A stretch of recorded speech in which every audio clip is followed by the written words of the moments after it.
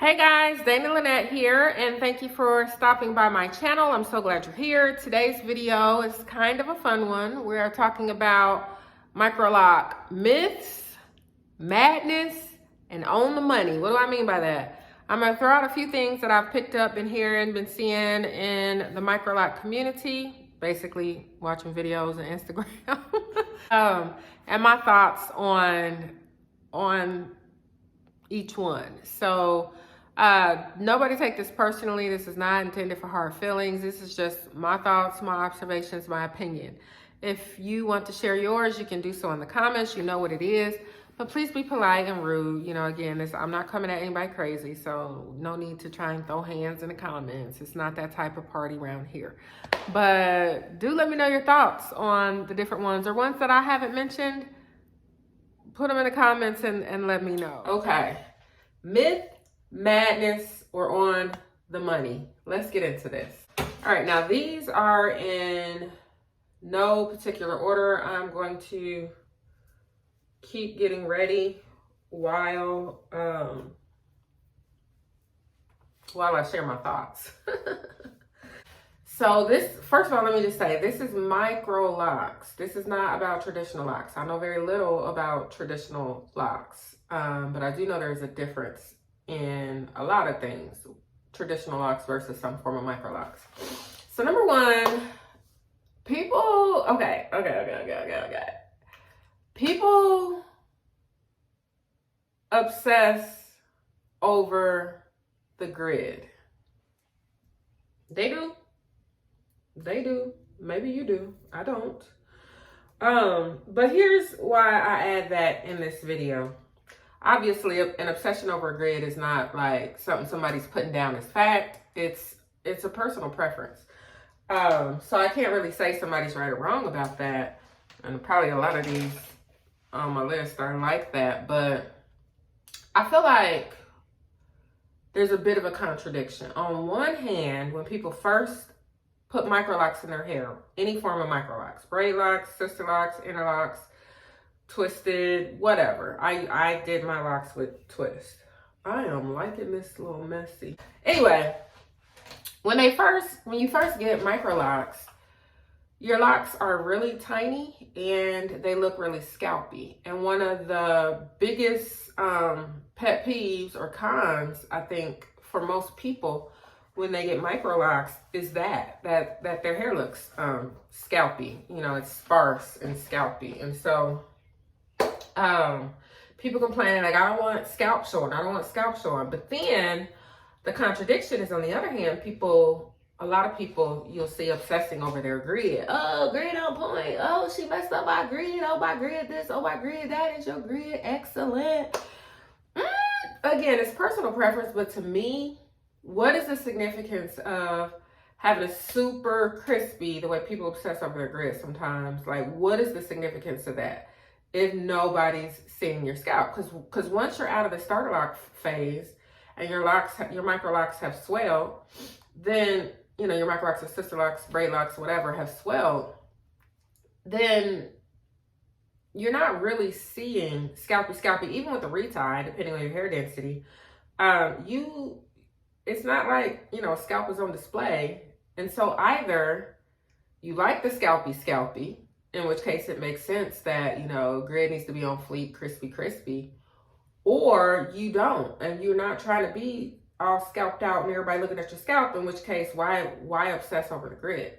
And so for me, it's madness. For you, it might be on the money, but I will acknowledge it's personal preference. Let's move on. These might be unpopular opinions I'm throwing out, and that's fine. Leave your comments. I'm sorry, I shouldn't say little comment. Leave your comment below if you got something to say. I love to hear it. I love to hear it. Just be polite, be respectful. I respect you. Okay, so this is just me. But I feel like there is such a big difference in having locks and having loose natural hair. And part of the drive for a lot of people of getting locks is to have more of a carefree. The lock journey can be very carefree. You know, some people gonna obsess no matter what. That's just their nature. That's who they are, and that's fine. But for everybody else, I think a lot of the draw or the appeal of locking one's hair is so low maintenance and easy.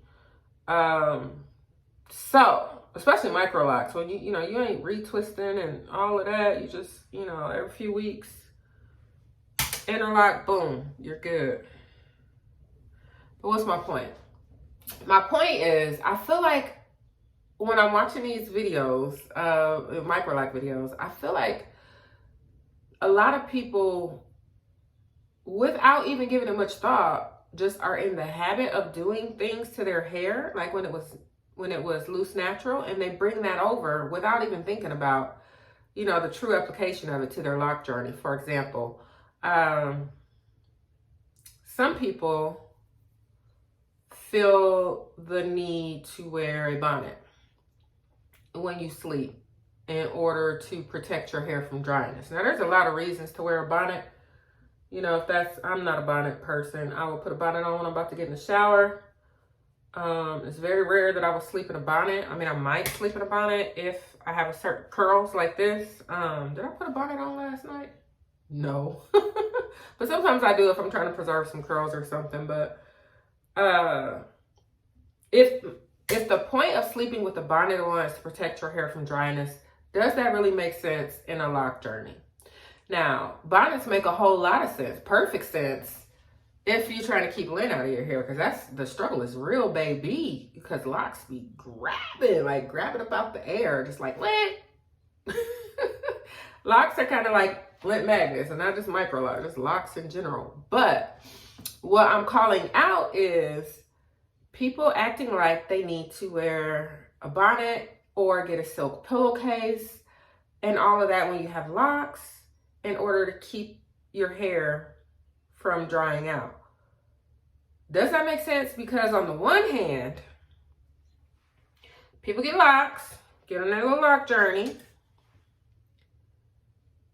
and they'll be like, well, my loctician said, and rightfully so, don't put anything in your hair. For sure, when you have starter locks, don't condition your hair, Locks need to be dry and lock up.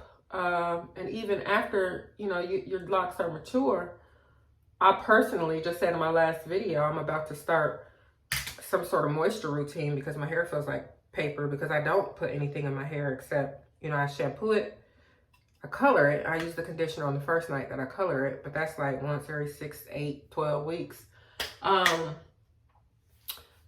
Let me not be distracted. What I'm trying to say and get to the point is, when you have loose natural hair, it did make sense. Satin pillowcases, wear a bonnet to protect your hair from cotton or whatever material sucking all the moisture out of your hair. That makes sense for loose natural hair.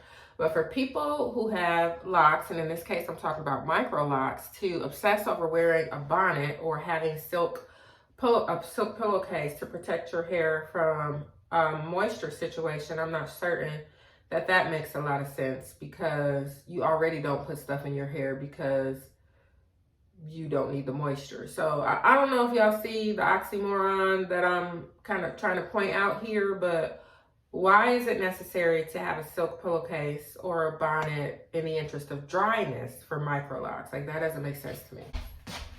Now, when I say my hair is dry and I'm about to get on a moisture routine, that's because I don't put anything. Yeah, your hair's going to be dry because you don't put anything in it. So, anyway, I hope all that makes sense. And if I need to duke it out with anybody in the comments, we can do that. Bring it. Okay, can we talk about hair washing schedules?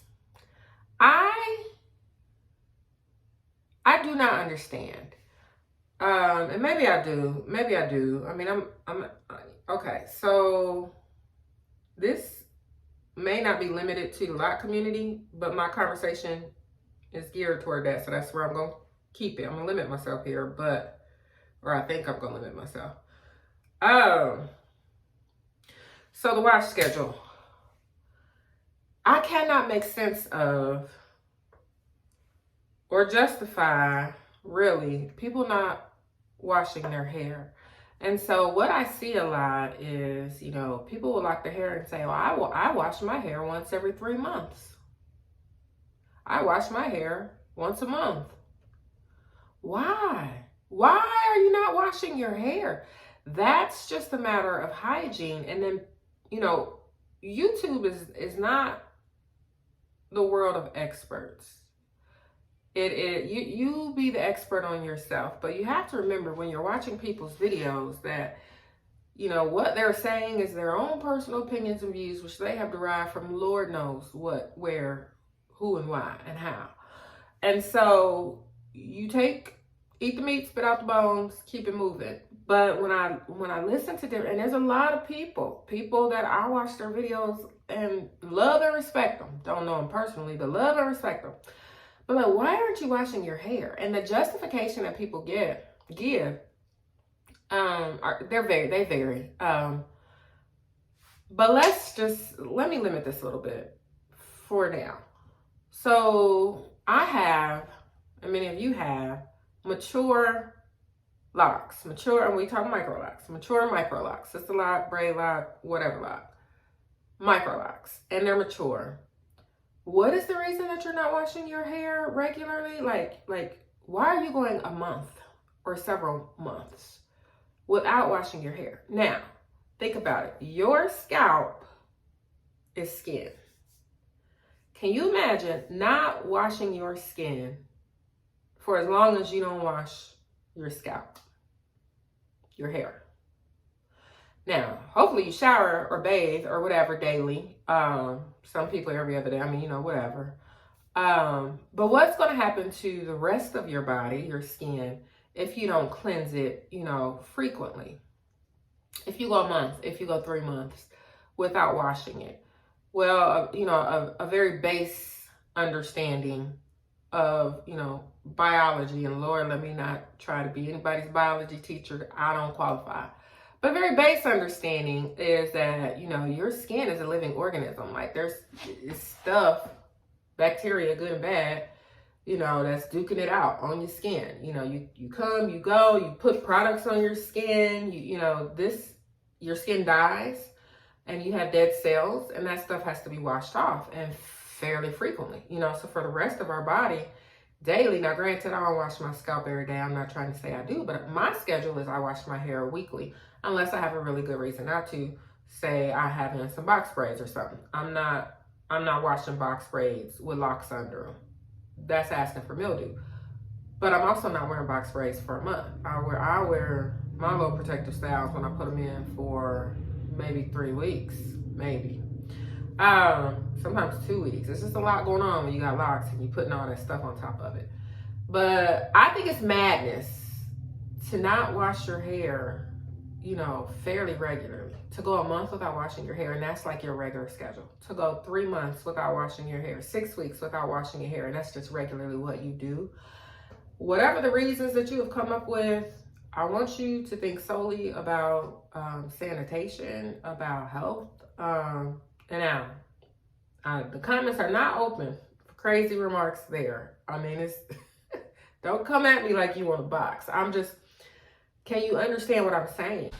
That is madness. So, you know, is it a myth? Is it on the money? Is it madness? You need to wash your hair. Can we wash your hair at least once a week? I mean, the beautiful thing about locks, you can wash your hair 3 times a week. You know, you going swimming, you walking and sweating, you're putting stuff in your head, your cells are dying. Wash your hair regularly, fairly frequently.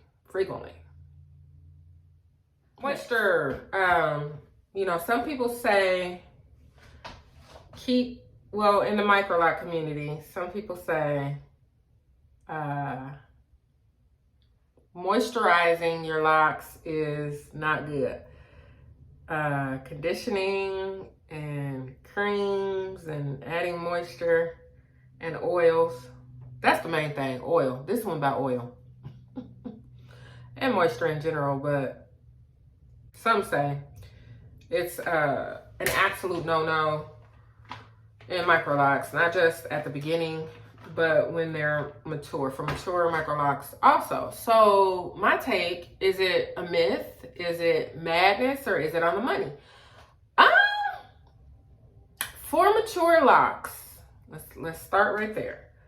I would say for mature locks, it probably doesn't matter. I think it's up to you. Know your hair and what you want. So for my journey, I'm 3 years in. For the most part, I have not been big on moisture. I mean, I had a short period where I used to use leave-in conditioner, and then I eventually stopped doing that, and I really don't do much. When I use oil, my hair is so thirsty. The oil is mostly for my scalp. A lot of oil has antimicrobial properties, and that's good to keep your, I don't deal with dandruff anymore. I used to, but it's oil. It's the antimicrobial properties of castor oil, of coconut oil, olive oil. Some oils are even antiviral. Just, learn about some oils. And I'm talking about real oils, not oils with a lot of fillers that you see in the beauty section sometimes by these hair brands. But I feel like for me, I've been 3 years barely adding moisture in my hair, and I really don't enjoy the crispy straw-like feel of my locks. And I think that is to be expected. It's hair that gets little to no moisture. And so for that reason, so what I'm saying is, I'm about to go on a serious moisture routine. So I just started back with the leave-in conditioner, and after one use, in my mind, it feels a little better. It might just be in my mind. I'm going to monitor the situation.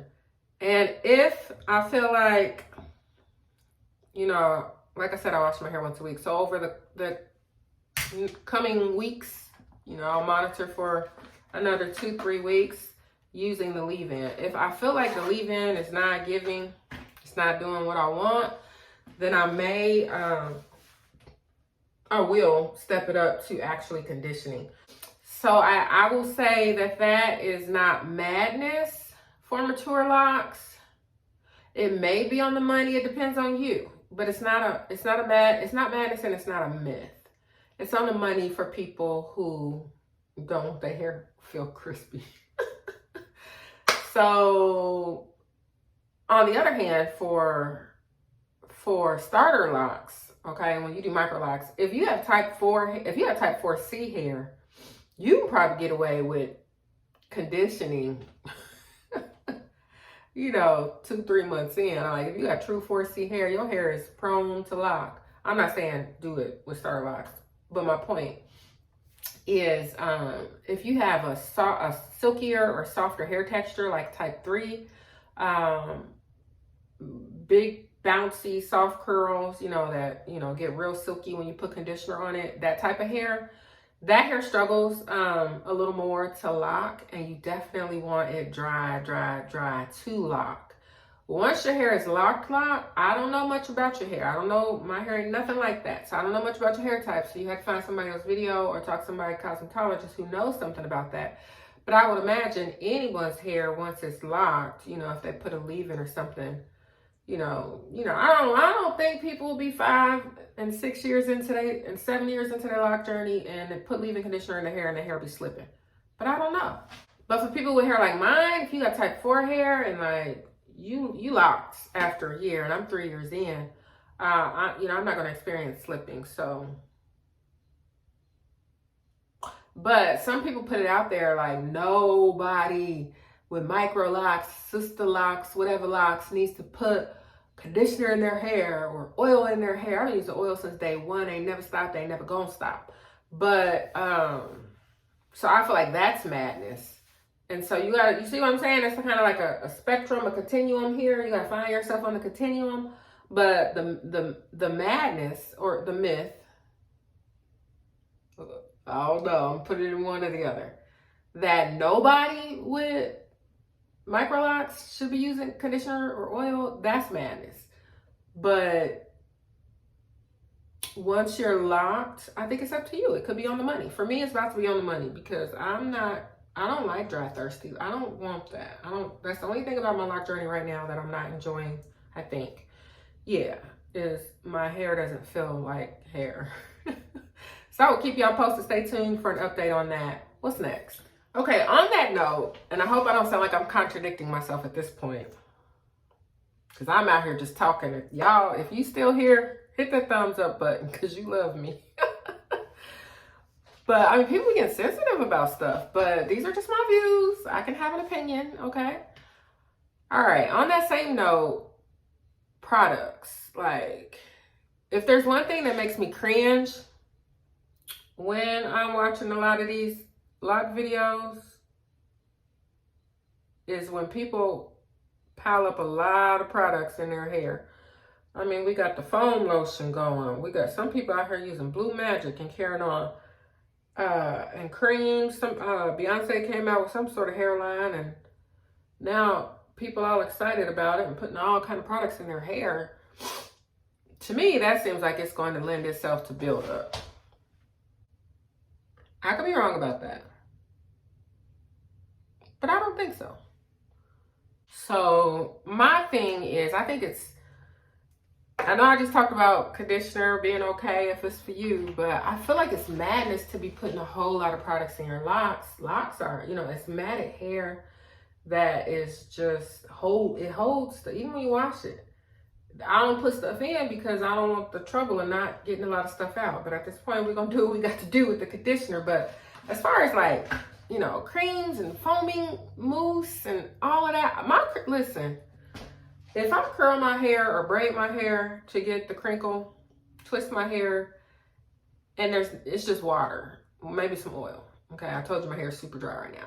And I let my hair dry, especially if I let that stuff sit in my hair for 2 or 3 days, or if I, do the dry. I usually hand dry, because early on I was dealing with sometimes stuff not drying fully, a little smell of mildew, and I don't like it. So I always hit it with the blow dryer to get it mostly dry.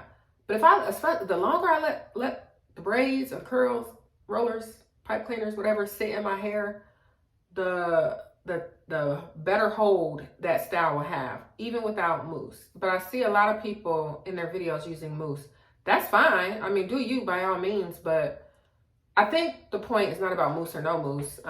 It's about like having a lot of products in your locks. Like, what's the point of that? And I hope that doesn't sound contradictory to the last one that I just did. There is a difference in what I'm saying. I don't know that I'm articulating it very well, but locks don't need anything but water. Oil's great, but you don't really need to spend money on that. You don't need to put it in your hair, and then you got to do all these detoxes to try to get stuff that's deep in there out. Like, I don't deal with buildup because I don't build what? There's nothing in my hair, hardly. But there's about to be some conditioner. We talked about that already. But my point is, creams and greases and foaming lotions and sacred, whatever it is Beyonce came out with, whatever. I don't think you need all that. But your journey is your journey and do you. But I'm not gonna call it myth, madness, or on the money. I just don't feel like it's the greatest thing. This video is really more Dana's opinions on stuff she'd be seeing in people's locks journeys and my own. Is that all? Okay, I cannot say that this is something that I hear or have heard a lot, but if anyone is of the mind that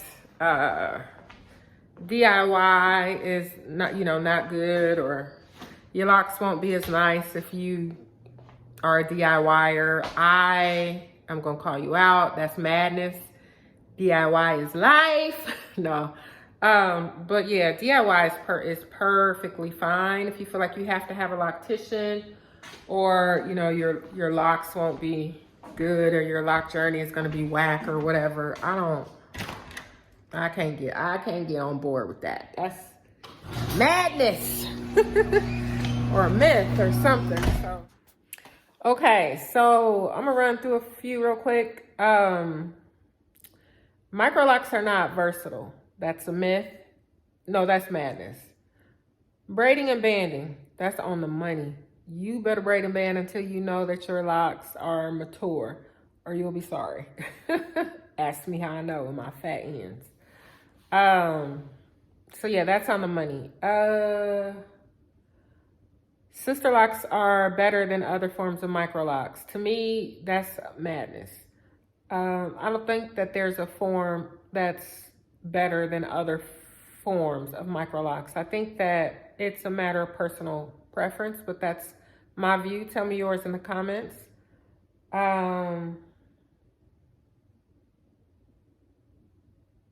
The obsession with length, it's on the money for me. I came for the inches, honey. That's why we here. That's why we here, partly.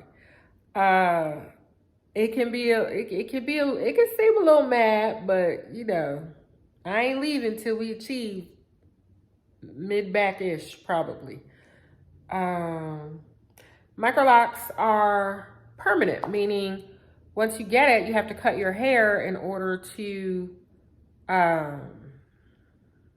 not have them anymore. And that's a myth. You can comb out microlocks. If you look on YouTube, there's all kind of videos combing out microlocks. A lot of people have done it successfully. Their hair was, you know, significantly longer after they combed them out. Their loose natural hair was longer. So it can be done. Personally, I'm not the one. I will shave my head before I comb out a single lock. I'm not gonna do it. But that's just me personally. So I think it's a myth. They're not so permanent that you can't comb them out. Microlocks are the best thing ever. For me, it's on the money. It's been the best hair decision because it suits my lifestyle. I'm not someone to obsess over my hair. I need low maintenance, easy hair. And Microlocs is that for me. So this video has partly been intended for fun. This is just me sharing my thoughts and having fun. No one, please get offended or upset. That's not the intention. That's not the vibe of this video. So if you have comments, yeah, leave them. I love to have conversations with you guys, but yeah, it's fun. Do a reply or a response video if you need to. Just make sure you tag the lock lawyer, baby. Oh, which reminds me, there's one more I wanted to on there. Microlocks or locks are not professional. That's madness. Madness. The way my hair is right now, I mean, it's a messy curly bun. I could tame it with a hairnet if I wanted to, but this is fine. Okay, well, it's been fun. Holla at you later. Peace.